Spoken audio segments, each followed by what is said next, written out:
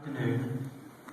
Actually, I just arrived from Europe only 9 hours ago, so I'm still functioning on European time. So maybe I should say good evening. But on the other hand, with the risk of sending you all asleep in the next 20 minutes, perhaps I should start by saying good night. I'll see how it goes. Thank you all for coming today to this wonderful city of Vegas. My only regret is I wish I had more time to see some of the wonderful sights of the city.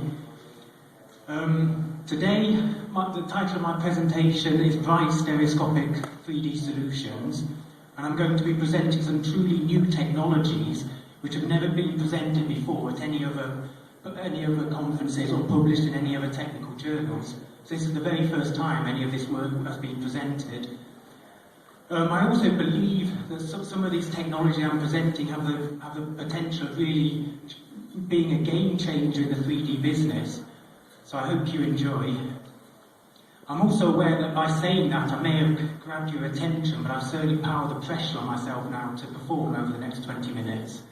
So here goes. But I'll begin first with a little bit of background information.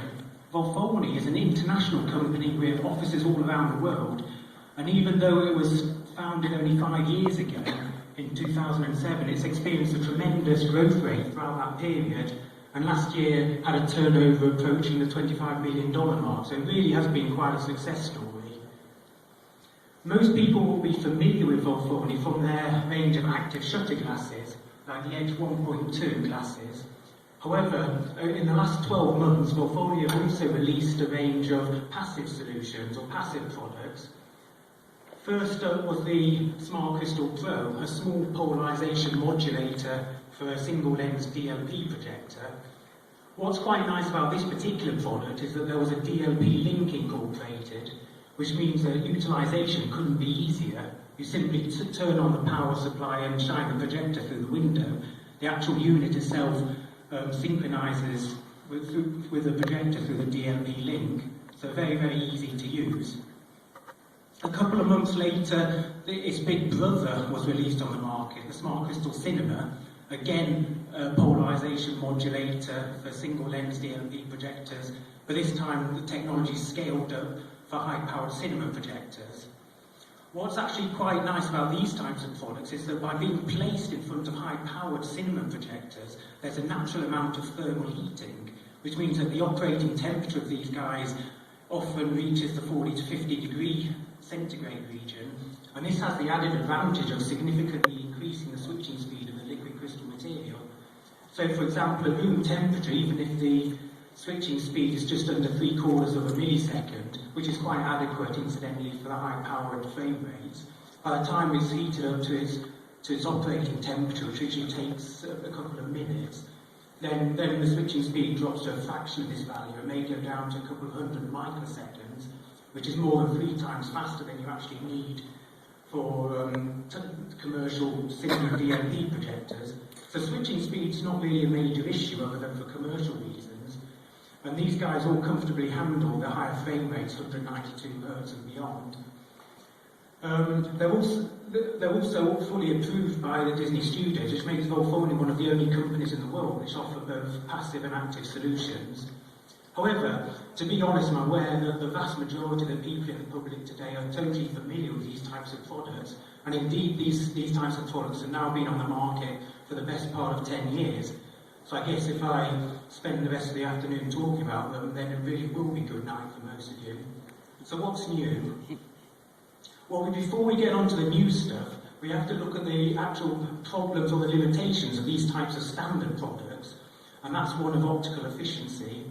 Specifically, there's a linear polarizer mounted on the front surface of these products. That's the active shutter glasses and these polarization modulators. And this linear polarizer removes 50% of the incoming light from the DLP projector in one fell swoop. Additionally, there's a further 50% loss of optical efficiency due to the rapid switching between the left and right eyes. So this means that the maximum theoretical optical efficiency of these types of standard products is only 25%. And this is actually quite a serious problem. And in fact, the situation is even worse than this. If you just look at some values simply taken from the data sheets from the internet. So I've not measured any of these values. These are just the published values on the internet for a range of different polarisation modulators provided by a number of different companies. You'll see that for some of the better products on the market, you get an optical efficiency of about 17%, and this drops down to just over 14% for some of the worst products on the market. And what this means is that nearly 86% of the light from the projector is wasted. 86%. Now what this results is the generation of 3D images which are severely lacking in image brightness. And this can be compared to a 2D image where the standard has been to have an on-screen brightness of about 15 foot lamberts. However, and this provides a nice bright image. However, for the 3D presentation, the practice has been, until quite recently, to have an image brightness of at least 4.5 foot lamberts, and preferably 6 foot lamberts if you can get it. Now that's not because, and that's almost a third the brightness of the 2D presentation. Now that's not because anyone thinks 4.5 foot lamberts is any good. It's not, it's awful. If anyone's seen the latest Harry Potter films, they'll vouch for that. It's just that hardware manufacturers have had a tough time developing systems which can do better than this. And it's not actually just a problem of image brightness, it's also a problem of colour perception. At a brightness of 15 foot lamberts, the eye operates in the photopic response region, which basically is the same as daylight viewing. So the eye can perceive very bright and nice natural colours.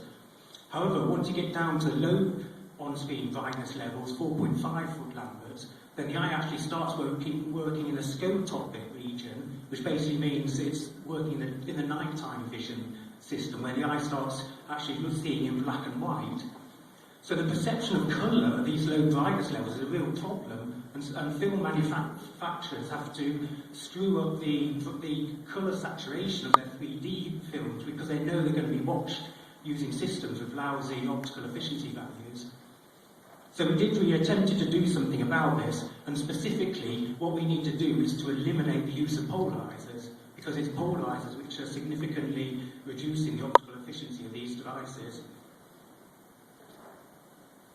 Well, first off, and probably the least challenging, is a polarisation modulator for LCOS or LCD projectors.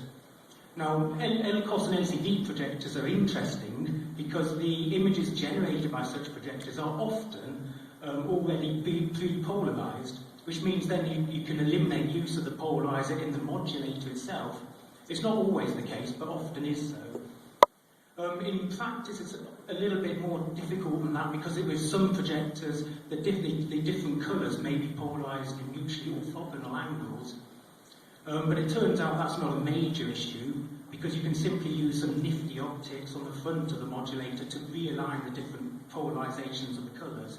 So that's actually quite easy. That's part of the easy part.